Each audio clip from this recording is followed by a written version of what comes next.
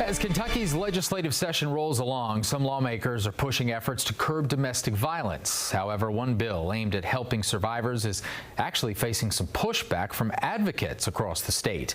Wave News reporter Logan Perrone has more on the proposed law and those concerns. Well, Brian, we're talking about House Bill 773 here. It would create a registry of repeat domestic violence offenders. It's going to include their name, date of birth, county of residence, conviction date, a brief description of the crime or crimes they committed, and a current photograph of them.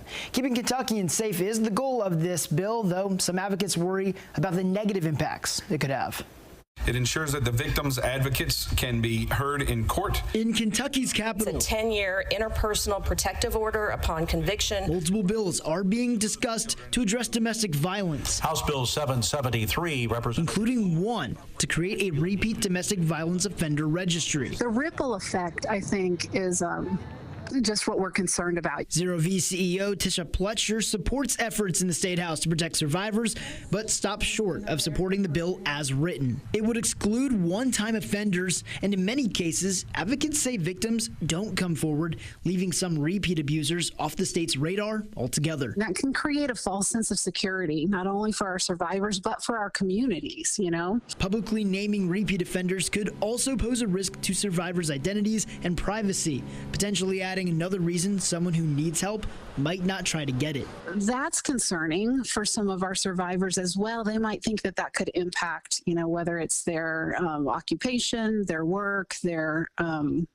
housing, and that might create a chilling effect for people reaching out for help. In a March 4th Facebook post, bill sponsor Representative Kim Holloway wrote in part, "I've spoken to numerous survivors over the past few months who would like to see a registry in Kentucky.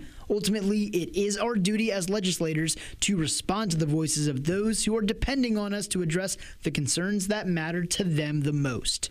Holloway acknowledged concerns like Zero V's, calling them, quote, worthy of continued conversation, a conversation Pletcher says they hope to have as they continue to work to protect survivors and their families. What we'd really love to do is be able to slow this down and to take some time to ask the questions, to research registries, to talk to more survivors across the whole Commonwealth. The bill has been assigned to the House Judiciary Committee. If passed, it would be known as Stephanie's Law, named after a Paducah woman killed by her former partner in December. Some other bills are also making their way through the State House. House Bill 418 would give custody protections to domestic violence survivors, and House Bill 611 would improve domestic violence data collection in Kentucky. Logan Perrone, Wave News.